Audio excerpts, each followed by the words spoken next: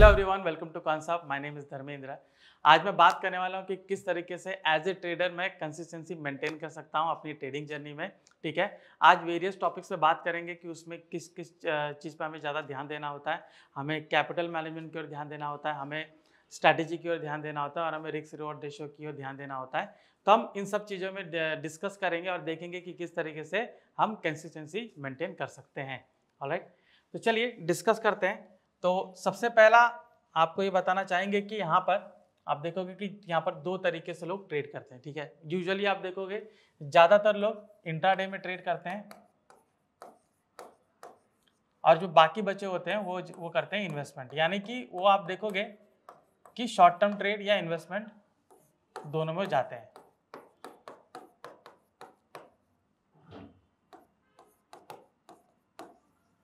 Okay, short term trade. Alright, so यहाँ पर अगर मैं चाहे मैं इंट्राडे करने जा रहा हूँ, चाहे इन्वेस्टमेंट करने जा रहा हूँ या फिर मैं शॉर्ट टर्म ट्रेड करने जा रहा हूँ, तो वेरियस स्ट्रैटेजीज को मुझे फॉलो करना पड़ता है। राइट, तो स्ट्रैटेजीज आप देखोगे अलग अलग इंडिकेटर से लोग वहाँ पर डेवलप करते हैं। अलग अलग आप देखोगे प्राइस एक्शन से डेवलप करते हैं और अलग अलग आप देखोगे जो डेटा पॉइंट होता है उसको रीड करके वहाँ पर वो अपनी स्ट्रैटेजीज बनाते हैं। ओके, तो यहाँ पर इस तरीके से आप देखोगे कि इंट्राडे और शॉर्ट टर्म दोनों में वो ट्रेड करते हैं और यहाँ पर जो अलग अलग स्ट्रैटेजीज हैं उनको बैक टेस्टिंग करते हैं, देखते हैं कि रिस्क रिवॉर्ड रेशियो क्या है। ऑलराइट, और उसके हिसाब से यहाँ पर वो इंट्राडे और शॉर्ट टर्म ट्रेड वो स्टार्ट करते हैं। तो यहाँ पर जब भी मैं बात करूँ कि अगर मुझे ट्रेड करना है तो सबसे पहला हमारा आता है कैपिटल। ठीक है, तो कुछ कैपिटल मैं वहाँ पर लेकर आता हूँ, जस्ट अ मिनट। तो अगर हम कैपिटल की बात करें, जैसे यहाँ पर मैं कैपिटल कुछ कैपिटल मैं ला रहा हूँ, जैसे 5 लाख, आप लेकर आते हो 10 लाख। ठीक है, यहाँ पर इतना कैपिटल हम स्टार्टिंग में यूज़ करते हैं। तो यहाँ पर ज़्यादातर लोग कंफ्यूज रहते हैं कि मुझे एक्चुअली ट्रेडिंग स्टार्ट कैसे करना है। तो एज ए ट्रेडर अगर मैं यहाँ पर ट्रेडिंग स्टार्ट करना चाह रहा हूँ तो सबसे पहला मैं यहाँ पर स्टार्ट करता हूँ कैश से। ठीक है, डायरेक्टली हम डेरिवेटिव से जंप नहीं करते हैं। तो कई लोग आप देखोगे वहाँ पर वो जो कैश यानी कि वो स्टॉक बाय करते हैं, स्टॉक बाय एंड सेल कर रहे हैं एंड उसके मुताबिक वो वहाँ पर अपनी ट्रेडिंग जर्नी स्टार्ट करते हैं। ठीक है, तो कैश में स्टार्ट करते हैं और कई लोग आप देखोगे वो डेरिवेटिव्स में डायरेक्टली जंप करते हैं। अगर वो ज़्यादा कॉन्फिडेंट होते हैं तो वो डेरिवेटिव्स में जंप करते हैं।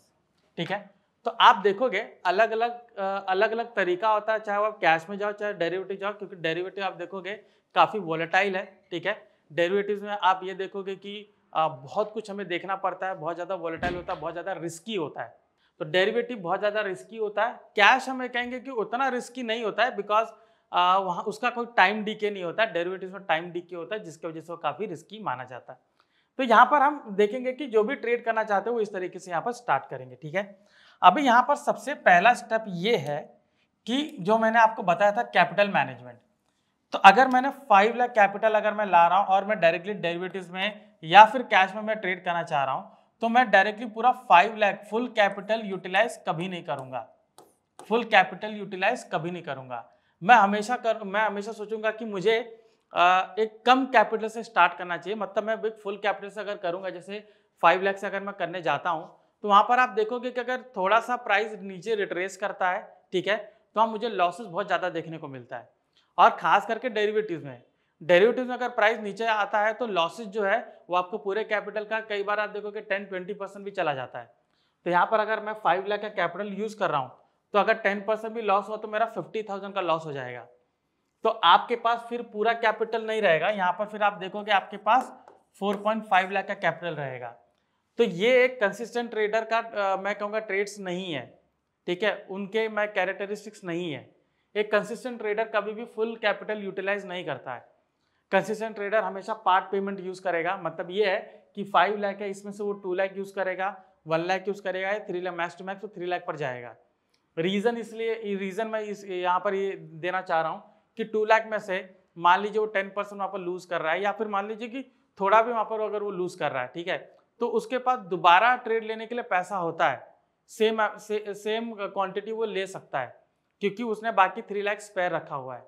अगर आप 5 लाख से यूज़ करते हो तो अगर वहाँ पे थोड़ा भी कैपिटल कम हो जाता है एक स्टॉप लॉस हिट करने के बाद, तो आप उतना फुल वापस से सेम क्वांटिटी नहीं बाय कर पाओगे। तो आप देखोगे कि आप कंसिस्टेंट ट्रेडर नहीं बन पाओगे। रीज़न ये है कि आपने कुछ कैलकुलेशंस उस क्वांटिटी से रखी हुई है, वो क्वांटिटी कम हो गई, फिर आप सोचोगे यहाँ पर मैं बढ़ा रहा हूँ, फिर से फुल कैपिटल पे जाओगे। फुल कैपिटल कभी भी यूज नहीं करना चाहिए। ऑलवेज आप देखोगे कि उसका पार्ट पेमेंट ही यूज करना है, मतलब उसका कुछ पार्ट ही यूज करना चाहिए। दूसरी बात, अगर यहाँ पर आप मल्टीपल ट्रेड्स ले रहे हो, मल्टीपल ट्रेड्स ले रहे हो, ठीक है, मतलब कि आप मल्टीपल स्टॉक्स में ले रहे हो, राइट, स्टॉक्स में ले रहे हो, तो मल्टीपल स्टॉक्स में ले रहे हो तो आपको ये ज्यादातर ध्यान में देना है कि थोड़ा सा डाइवर्सिफाई करने की कोशिश करिए, ठीक है। आप ओआई डेटा पे देख सकते हो क्लियरली, वहां पर काफी ज्यादा जो स्टॉक्स होते हैं वो अलग अलग सेक्टर्स के होते हैं, क्योंकि कंपनी स्पेसिफिक ट्रेड करना भी बहुत इंपॉर्टेंट होता है। बहुत सी जो कंपनीज होती है जिसमें कुछ अच्छा प्रॉफिट बनाते हैं क्योंकि उनका मैनेजमेंट स्किल बहुत अच्छा है, तो आप देखोगे कि कुछ ना कुछ वो इनोवेशन करते रहते हैं जिनकी वजह से वो स्टॉक काफ़ी ऊपर ऊपर चलता है। तो वहाँ पर आप देखोगे कि एक अच्छा खासा प्रॉफिट बनने को मिलता है, और रिजल्ट और बाकी न्यूज़ वगैरह तो हमें मिलती रहती है, जिसके वजह से आप देखोगे कि डिफरेंट स्टॉक्स में ट्रेड आता है। तो अगर आप यहाँ पर डाइवर्सिफाई करते हो तो आपको अच्छा खासा प्रॉफिट होने की संभावना ज़्यादा होता है। एक ही सेक्टर में जाओगे और एक ही स्टॉक में अगर फुल कैपिटल लगा रहे हो तो यहाँ पर लॉस होने की संभावना ज़्यादा है। बेस्ट एग्जांपल आपको देना चाहता हूँ, अगर मैं ट्रैक में जाता हूँ और यहाँ बिल्टअप स्किल सिंबल को मैं देख रहा हूँ, तो यहाँ पर देखिए मार्केट फिलहाल नेगेटिव है, ठीक है।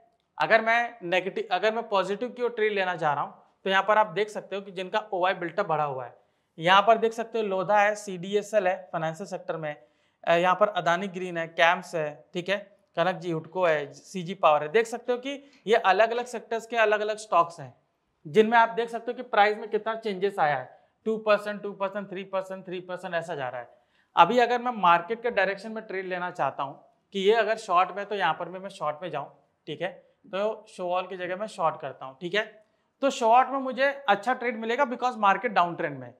तो यहाँ पर आप देख सकते हो ऑयल इंडस्ट्री अलग है, ठीक है, IRFC है, फिर GSW, स्टार्टिंग के दो एनर्जी सेक्टर के हैं, लेकिन यहाँ बैंक इंडिया है, प्रेस्टीज है, पेटीएम है, यहाँ फाइनेंस सेक्टर के भी जिनमें आप देख सकते हो कि डाउन ट्रेंड दिख रहा है। फिर ATGL आप देख सकते हो, वहां पर मुझे 5% नेगेटिव दिख रहा है।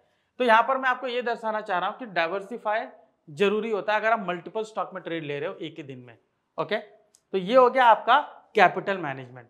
अभी आते हैं यहाँ पर स्ट्रैटेजी पर, ठीक है। स्ट्रैटेजी जब भी मैं यहाँ पर ट्रेड करता हूँ, ठीक है, बहुत सारी स्ट्रैटेजीज होती है। आपको देखिए स्ट्रैटेजीज बहुत सारी होती है और सारी स्ट्रैटेजीज काम करती है, मैं ये कह सकता हूँ, राइट। तो स्ट्रैटेजी जो होती है आपको ये तय करना है कि कौन सी स्ट्रैटेजी आपके लिए अच्छी है। तो आपके पास ज्यादा नहीं, 1 से लेकर 3 स्ट्रैटेजी ही होनी चाहिए, ठीक है। अभी 4, 5, 10 स्ट्रैटेजी अगर आप लेकर चलते हो तो यहाँ पर प्रॉब्लम ये आएगी कि अगर एक स्ट्रैटेजी में ट्रेड आ रहा है तो आप थोड़ा कंफर्मेशन के लिए क्या करोगे कि बाकी स्ट्रैटेजी को भी उसका कंबाइन करोगे, और आप ये भूल जाते हो कि बाकी स्ट्रैटेजी में हमने दूसरा इंडिकेटर यूज किया, हमने दूसरा डेटा पॉइंट लिया है, तो वो कुछ अलग रवैया दिखा सकता है। तो यहाँ पर आपका ट्रेड बनेगा नहीं, आप कंफ्यूज हो जाओगे, ठीक है। तो यहाँ पर सबसे इंपॉर्टेंट पॉइंट ये होता है कि स्ट्रैटेजी जब भी आप बना रहे हो, ठीक है, तो आप 1 से 3 स्ट्रैटेजी बनाइए, ठीक है, 10-12 स्ट्रैटेजी पे मत जाइए। आप अगर मार्केट में जाएंगे, जैसे यूट्यूब में हम जाते हैं, तो आप देखो कि मल्टीपल स्ट्रैटेजीज, ठीक है, मल्टीपल स्ट्रैटेजीज रहना भी चाहिए, ठीक है। मैं भी यहाँ पर मल्टीपल स्ट्रैटेजी बनाता हूँ, मैंने सबको देखा, सबको टेस्ट किया है, मैं फॉलो यहाँ पर 2-3 स्ट्रैटेजीज को ही करता हूँ, ठीक है, बाकी स्ट्रैटेजीज को नहीं करता। अगर मैं बाकी स्ट्रैटेजी पे जा रहा हूँ तो मैं इन 2-3 स्ट्रैटेजीज को नहीं करूंगा, ठीक है। रीजन ये है कि आपके सामने जो जिसमें आप ज्यादा कंफर्टेबल हो, ठीक है, आप उसको देखिए। आप उसमें बहुत सारे पैरामीटर्स देख सकते हो कि मुझे ये 2-3 स्ट्रैटेजी में क्यों जाना चाहिए, ठीक है। तो हम वो पैरामीटर्स देखते हैं। तो सबसे पहला ये होता है कि जब भी मैं कोई स्ट्रैटेजी देखता हूं तो मैं देखता हूं कि उसमें कंसिस्टेंट ट्रेड मिल रहा है कि नहीं, ठीक है, कंसिस्टेंट ट्रेड मिल रहा है कि नहीं। अगर मैं इंट्राडे ट्रेड करता हूं तो मैं ये सोचूंगा कि 20 दिन का ट्रेडिंग है, ठीक है, तो अगर 1 ट्रेड पर डे देखूंगा तो मुझे 20 ट्रेड मिलना चाहिए, लेकिन हमेशा ऐसा नहीं होता। हो सकता है कि मुझे 15-16 ट्रेड ही दे, हो सकता है मुझे 13-14 ट्रेड दे, ठीक है। तो मुझे ये देखना है कि number of trade, consistent trade वो दे रहा है कि नहीं पूरे मंथ में। ऑलराइट, अगर मैं इंट्राडे में जा रहा हूँ, मैं शॉर्ट टर्म ट्रेड के लिए भी जा रहा हूँ, तो मैं उसमें भी देखूंगा कि मुझे कितना ट्रेड वो दे रहा है, राइट। तो वहां पर मैं देखूंगा कि मुझे कंसिस्टेंट ट्रेड वो सिस्टम देता है कि नहीं, ठीक है, सबसे इंपॉर्टेंट ये है, ऑलराइट। अगर वो कंसिस्टेंट ट्रेड दे रहा है तो वहां पर स्ट्राइक रेशो क्या है, स्ट्राइक रेशो क्या है, स्ट्राइक रेशो मतलब कि उसका स्ट्राइक रेशो 70% है, 75 है, 80% है, क्या इसका स्ट्राइक रेशियो ही मुझे देखना है कि 70% मतलब है कि आउट ऑफ 10 7 ट्रेड्स काम करते हैं, 80% मतलब आउट ऑफ 10 8 ट्रेड्स काम करते हैं। ऑलराइट, तो ये स्ट्राइक रेशियो देखना जरूरी होता है। इसके लिए आपको थॉरो बैक टेस्टिंग करनी पड़ती है। ऑलराइट, और इसी में कॉन्फिडेंस डेवलप करने के लिए आपको फॉरवर्ड टेस्टिंग भी करनी पड़ती है। तो यहाँ पर हम क्या देखेंगे कि वो 70% ऑफ द टाइम वहाँ पर राइट है कि नहीं। ठीक है, तो मिनिमम 60% पे भी जा सकते हो, डिपेंड करता है रिस्क रिवॉर्ड पे। ठीक है, अभी इसमें से मुझे कौन सा ट्रेड लेना है ये प्योरली आप देखोगे रिस्क रिवॉर्ड पे डिपेंड करता है। ठीक है, अगर रिस्क रिवॉर्ड रेशियो मैच नहीं कर रहा है तो यहाँ बहुत बड़ा प्रॉब्लम हो सकता है। ठीक है, रिस्क रिवॉर्ड रेशियो मैच करना बहुत जरूरी होता है। ऑलराइट, तो यहाँ पर सबसे पहला मैं देखूंगा कि यहाँ पर इसका स्ट्राइक रेशियो कितना है, 70% जा रहा है, 80% जा रहा है। तो आप मल्टीपल स्ट्रैटेजी लीजिए, जैसे 1 to 3 है, आप 1 to 10 देखिए। ठीक है, 1 to 10 में किस किस का जो स्ट्रैटेजी है वो 70% आपका रेशियो दे रहा है। ठीक है, मान लीजिए 7 स्ट्रैटेजी जिसमें आप देखोगे कि वो 70% दे रहा है। ठीक है, अभी उसको पीछे बैक टेस्ट करिए और आप ये देखिए कि रिस्क रिवॉर्ड रेशियो उसका कितना है। ठीक है, स्ट्रैटेजी हो गई, अभी रिस्क रिवॉर्ड रेशियो आप देखिए। रिस्क रिवॉर्ड रेशियो में, ठीक है, रिस्क रिवॉर्ड रेशियो में आपको देखना है कि आपका रिस्क कितना है और रिवॉर्ड कितना है, मतलब प्रॉफिट कितना मिलेगा। ऑलराइट, रिस्क देखना जरूरी है। अभी रिस्क उसका जो है आप ये देखिए कि आप उसके हिसाब से आपको क्वांटिटी वहां पर एडजस्ट करनी पड़ेगी। वहां पर ये भी देखिए कि अभी यहाँ पर हम ये चीज तो नहीं मेंटेन कर सकते हैं कि इसका 50 पॉइंट स्टॉप लॉस होना चाहिए तभी मैं लूंगा। हो सकता है कि वो ट्रेड फिर आपको बहुत ही कम मिले। ऑलराइट, तो यहाँ पर कई लोग देखते हैं कि नहीं मैं इससे ज्यादा स्टॉप लॉस नहीं लेता हूँ। ठीक है, उनका एक जरिया होता है कि इससे ज्यादा स्टॉप लॉस ना लिया जाए, वो इंट्राडे 1 मिनट 3 मिनट या 5 मिनट में लेते हैं। ठीक है, वहां पर आपको मिल जाएगा। ऑलराइट, अगर आपको वो नहीं मिलता है तब आप क्या करोगे, अगर कहीं पर आप देख सकते हो जैसे निफ्टी है, आपको एक जगह 30 पॉइंट का स्टॉप लॉस है, एक जगह 50 पॉइंट का स्टॉप लॉस है, तो यहाँ पर आपको अपनी पोजीशन साइजिंग करनी पड़ेगी। तो जहाँ पर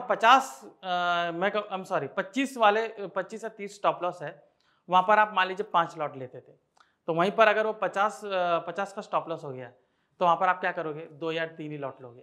राइट, क्योंकि आपको स्टॉप लॉस जो है, जो रिस्क है वो उतना ही मेंटेन करना है कि अगर आप 30 के स्टॉप लॉस में सिर्फ 3000 लूज करना जानते हो तो 50 के स्टॉप लॉस में आपका 5000 लूज हो जाएगा। राइट, तो लेकिन आप 3000 करना चाहोगे तो आप अपना लॉट साइज को कम कर दोगे। तो ये होता है रिस्क मैनेजमेंट। तो यहाँ पर क्या करोगे कि आप रिस्क को देखोगे कि आपका लॉस कितना है, इसके वजह से क्या होगा, आपका जो कंसिस्टेंसी है ना वो मेंटेन रहेगी, कंसिस्टेंसी मेंटेन रहेगी। क्यों, क्योंकि आप हर एक ट्रेड में 3000 से ज्यादा का लॉस ले ही नहीं रहे हो। आप हर एक ट्रेड में 3000 से ज्यादा का लॉस नहीं ले ही नहीं रहे हो। आपके पास 5 लाख कैपिटल है, आपका 2-3 ट्रेड हिट हुआ, ठीक है, आपका यहाँ पर 6-9 हज़ार आपका लॉस हो गया, इट्स ओके, बंद कर दीजिए ट्रेड। वहीं पर अगर रिस्क रिवॉर्ड रेशियो आपका 1:2 है, ठीक है, तो 70% से गो हेड, आप 70% में इजीली जा सकते हो। 60% है, 50% तो भी जा सकते हो, लेकिन उसमें आप ज्यादा प्रॉफिटेबल नहीं रहोगे। 70% आप प्रॉफिटेबल रहोगे। सिंपल सा बात है, अगर 3000 का स्टॉप लॉस है, मेरा 10 ट्रेड आ रहा है, तो 7 ट्रेड मेरा सही है, तो मतलब मुझे 21,000 मुझे प्रॉफिट आ रहा है। I am sorry, risk reward ratio ना 6000, ठीक है, 6000 मतलब यहाँ पर मुझे 42,000, okay, let me erase it, ठीक है, थोड़ा सा कैलकुलेशन गलत हो गया। तो यहाँ पर 7 × 6 42,000 का मेरा प्रॉफिट हो रहा है। राइट, और 3 बार मेरा स्टॉप लॉस हिट हुआ, तो 3 × 3 तो मेरा 9,000 का यहाँ पर लॉस हो रहा है। तो 9,000 का लॉस हो गया, तो आपको यहाँ पर कितना मिला, 33,000, करेक्ट, 33,000 प्रॉफिट में रहोगे। That's fair enough. अगर आप देखोगे कि इतना ट्रेड आपको मिला है और आपके पास 3 लाख कैपिटल है या 5 लाख कैपिटल है, तो भी आपने देखा उसमें से आप 3-5% आप निकाल लिए हो। आई एम सॉरी, यहाँ पर आप देखोगे 5% से ज्यादा आपने अर्न किया है। राइट, तो दैट्स फेयर इनफ, बहुत अच्छा रिटर्न। आप मंथली आप 5% अर्न कर रहे हो, ईयरली आप 60% देख रहे हो। राइट, तो यहाँ पर आप देख सकते हो कि ये आपको काफी अच्छा यहाँ पर रिटर्न है। अभी इसी में अगर रिस्क रिवॉर्ड को हम मेंटेन नहीं करते हैं, ठीक है, अगर मैं ये यहाँ पर आप देखो रिस्क रिवॉर्ड में जहाँ पे मैंने 3000 लॉस करा, अभी मान लीजिए कि स्टॉप लॉस मेरा जो है 2 जगह मेरा 5000 का हुआ, मतलब 5000 का मैंने स्टॉप लॉस रखा था, 10,000 मेरा लॉस हो गया। ठीक है, एक जगह और स्टॉप लॉस बढ़ा था, मेरा 6000 लॉस हो गया, तो यहाँ पर कुल मिला के 16,000 का लॉस है। तो आपका प्रॉफिट और कम हो जाएगा, यहाँ पर आप देखोगे 7,000 और कम होगा, तो यहाँ पर आपको 26,000 मिलेगा। राइट, आपका लॉस कम हो, आपका प्रॉफिट कम हो गया। इसलिए पोजीशन साइजिंग स्टॉप लॉस के हिसाब से आपको करना चाहिए रिस्क मैनेजमेंट। और रिस्क रिवॉर्ड देखो यहाँ पर जो मैंने आपको मेंटेन किया, ठीक है, मान लीजिए कि रिस्क रिवॉर्ड यहाँ पर मेरा इतना नहीं है, ठीक है, अभी इसमें 1:1 अगर मैं जाता हूँ तो अगर 7 ट्रेड है तो ठीक है, 1:1 के हिसाब से 7 × 3 करोगे तो आपको कितना मिल रहा है 21,000, ठीक है, 3 × 3,000 करोगे तो ये आपका 9,000 का लॉस है, करेक्ट। तो इसमें से अगर माइनस करोगे तो आपको यहाँ पर कितना मिलेगा, ठीक है, यहाँ पर आप जा सकते हो तो आपको मिलेगा 12,000 रुपये, ठीक है, तो भी आप प्रॉफिटेबल ही हो, ऑलराइट, 12,000 भी आपका प्रॉफिटेबल हो, लेकिन बहुत ही कम हो गया। तो 1:1 में अगर आप जाते हो तो आपको डेफिनेटली 70% या उससे ज़्यादा चाहिए, तब आप 80% की ओर जाइए, 85-90 की ओर जाइए, लेकिन वैसी स्ट्रैटेजी फाइंड करना बहुत डिफिकल्ट होता है, ठीक है। तो यहाँ पर आप देख सकते हो कि रिस्क रिवॉर्ड यहाँ पर कितना मतलब ज़्यादा यहाँ पर मायने रखता है, आप कोई भी स्ट्रैटेजी अगर आप लेते हो, ठीक है, तो रिस्क रिवॉर्ड से आपको देखना है। तो रिस्क रिवॉर्ड जिसमें 1:2 आ रहा है, तो आपने क्या किया, 1 से लेकर 7 तक स्ट्रैटेजी को देखा, उसमें से मान लीजिए 3 ही स्ट्रैटेजी में 1:2 आ रहा है, ठीक है, तो आप वो 3 स्ट्रैटेजी को पिकअप करोगे, अभी कोई स्ट्रैटेजी ऐसी भी होगी जो 1:3 का रेशो देती है, कोई स्ट्रैटेजी ऐसी भी होगी जो 1:4 का रेशो देती होगी, तो उसमें अगर स्ट्राइक रेशो 50% भी है, 40% भी है, तो भी आप प्रॉफिटेबल रहोगे, ठीक है। तो वो 1:4 का किस्सा हो गया, ऑलराइट। तो यहाँ पर आपने देखा कि स्ट्रैटेजी को मैंने किस तरीके से एनालाइज करने की कोशिश की, ठीक है। एक बार फिर से इसको समराइज कर देते हैं ताकि आपके लिए क्लियर हो जाए, ऑलराइट। तो सबसे पहले आप यहाँ पर क्या करेंगे, स्ट्रैटेजी को देखेंगे, ठीक है, कंसिस्टेंट स्ट्रैटेजी आपको देखना है, ऑलराइट। स्ट्रैटेजी को कैसे फिल्टर करोगे वो इंपॉर्टेंट है यहाँ पर। तो सबसे पहला कोई भी स्ट्रैटेजी आप देखिए, 1 से लेकर 10 तक स्ट्रैटेजी को आप देखिए, ऑलराइट, इसमें से फिल्टर करना है। सबसे पहला कंसिस्टेंसी देखिए कि मुझे वो कंसिस्टेंट ट्रेड दे रहा है, ऑलराइट। वहां पर आप रिस्क देखिए कि रिस्क आपका कम हो और आपका रिस्क रिवॉर्ड इसमें अच्छा होना चाहिए, 1:2। रिस्क रिवॉर्ड अगर आपका अच्छा आता है तो ही आप इसमें ट्रेड बना सकते हो, तब आप एक कंसिस्टेंट प्रॉफिटेबल ट्रेडर बन सकते हो, ठीक है। तो कंसिस्टेंसी मुझे मेंटेन रखनी है, तो यहाँ पर मैंने स्ट्रैटेजी को देख लिया, अभी यहाँ पर ROI को देखते हैं, ठीक है। यहाँ पर स्ट्रैटेजी को हमने देख लिया, ऑलराइट, हमने कैपिटल मैनेजमेंट को देखा, हमने स्ट्रैटेजी को देखा। अभी मैं डिस्कस करता हूँ return on investment, ROI, return on investment, बहुत इंपॉर्टेंट है, रिटर्न ऑन इन्वेस्टमेंट, ठीक है, जिसको अक्सर लोग नज़रअंदाज करते हैं। वो हमेशा सोचते हैं कि मैं दिन में 5% 10% निकालूंगा और मैं काफ़ी ज़्यादा प्रॉफिटेबल रहूंगा, वो ऐसा सोचते हैं, ठीक है। तो ठीक है, उनका सोचना गलत नहीं है, मैं ये कहूँगा, लेकिन वो वहाँ तक आपको पहुँचने में टाइम लग सकता है, ठीक है। तो फिलहाल कंसिस्टेंसी मेंटेन करने की बात हो रही है, तो जब भी कंसिस्टेंसी मेंटेन करने की बात होगी तो 10% वाला काम ही नहीं आएगा। कंसिस्टेंसी मेंटेन करने की बात होती है जहाँ पर आप इजीली उसको अचीव कर सकते हैं। इजी मतलब थोड़ा मशक्कत करनी पड़ेगी, लेकिन वो अचीवेबल होना चाहिए। तो जैसे कि मैं मंथली रिटर्न में 5% देख रहा हूँ, ठीक है, तो अगर 5 लाख का कैपिटल है, उसके ऊपर 5% के हिसाब से मेरा 25,000 का प्रॉफिट हो सकता है, और अगर मैं 10% के हिसाब से जाऊँ तो यहाँ पर मुझे 50,000 हो सकता है। तो दैट्स फेयर इनफ, 50,000। तो अगर मैं 10% के हिसाब से जा रहा हूँ तो एक साल में मेरा कैपिटल डबल हो जा रहा है, ठीक है, तो वो बहुत बढ़िया बात है। 5% भी जा रहा हूँ, 3-5% आप देखोगे जो बड़े बड़े इंस्टीट्यूशन होते हैं वो इसी हिसाब से जाते हैं कि उनको 5-3% मिल रहा है, तो दैट्स फेयर इनफ। वो क्या करेंगे, 5% के हिसाब से भी देखोगे, 3% के हिसाब से आपको 36% मिलेगा, 5% के हिसाब से आप देखोगे आपको 60% मिल रहा है। आपको कोई भी मार्केट में कोई भी इंस्ट्रूमेंट होता है ना, रिटर्न नहीं दे सकता है अगर आप ये रेशो मेंटेन करते हो। तो आप देखोगे कई ट्रेड देखोगे, जैसे कि हमने आज देखा मल्टीपल ट्रेड्स ले रहे हो, मान लीजिए आपने मल्टीपल ट्रेड्स लिया, आपने 5,000 बना लिया, ठीक है। आप ऐसा क्या आप देखोगे कि आपने कुछ लगातार आपने क्या किया, 7-8 दिन आपको प्रॉफिट मिला तो आपको 30 से 35,000 प्रॉफिट हो गया, ये 5% का रिटर्न, 5 से ज़्यादा हो गया, 7% रिटर्न हो गया, ठीक है। आपने कितना दिन ट्रेड किया, 8 दिन ट्रेड किया, मान लीजिए आप ट्रेड को क्लोज कर दीजिए, इसके बाद आपको 12 दिन ट्रेड करने की जरूरत नहीं है।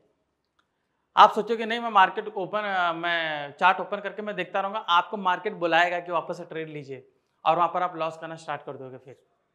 क्योंकि फिर क्या होगा, आप सोचोगे 35,000 मैंने बनाया है, अभी थोड़ा सा लॉस हो गया, बोलोगे नहीं मुझे उतना तो चाहिए था, तो आप क्या करोगे फिर नेक्स्ट टाइम वापस स्टार्ट कर दोगे, बोलोगे नहीं मुझे उतना चाहिए था, मैं वापस से ट्रेड लूँगा, मैं अच्छी क्वांटिटी में लूँगा, थोड़े पैसे में ऊपर निकल जाऊँगा। वो थोड़े पैसे के चक्कर में और पैसा चला जाता है। तो जहाँ पर आपका ROI अगर आप फिक्स रखते हो कि मुझे इतना तो चाहिए, उतना अचीव हो जाता है, आप ट्रेड को क्लोज कर दीजिए, आपको आगे ट्रेड लेने का जरूरत नहीं है। इसको धीरे धीरे आप इंप्रूव कीजिए। ठीक है मैं 5% अभी मैं 6 पे जाऊँगा, मैं 7 पे जाऊँगा, मैं 8 पे जाऊँगा, धीरे धीरे ही आप आगे जा सकते हो, एकदम से आगे नहीं हो सकता उसमें। ठीक है, जैसे हम इस स्टडीज़ में भी first standard, second standard, third, फिर जाके हम 10, 12 ग्रेजुएशन में जाते हैं, इसी तरीके से ये भी है। ठीक है, तो यहाँ पर धीरे धीरे आगे बढ़ सकते हो। ऑलराइट, तो ये था पूरा टॉपिक। आपने देखा कि मैंने आपको बताया कि कैसे कंसिस्टेंसी मेंटेन कर सकता हूँ एज ए ट्रेडर। ठीक है, तो यहाँ पर मैंने कैपिटल मैनेजमेंट बताया, यहाँ पर मैंने स्ट्रैटेजी बताया, और यहाँ पर मैंने बताया आपको रिटर्न ऑन इन्वेस्टमेंट। तीनों चीज़ों को ध्यान में रख के आप एक कंसिस्टेंट ट्रेडर बन सकते हो, कंसिस्टेंट प्रॉफिटेबल ट्रेडर आसानी से बन सकते हो। ठीक है, तो ये था टॉपिक, ये था हमारे टॉपिक ऑफ डिस्कशन कि कैसे कंसिस्टेंसी मेंटेन की जाए। ठीक है, और भी ऐसे जानकारीपूर्ण वीडियो जानने के लिए कॉन्सेप्ट से जुड़े रहिए। मैं धर्मेंद्र राजभर, आपका धन्यवाद।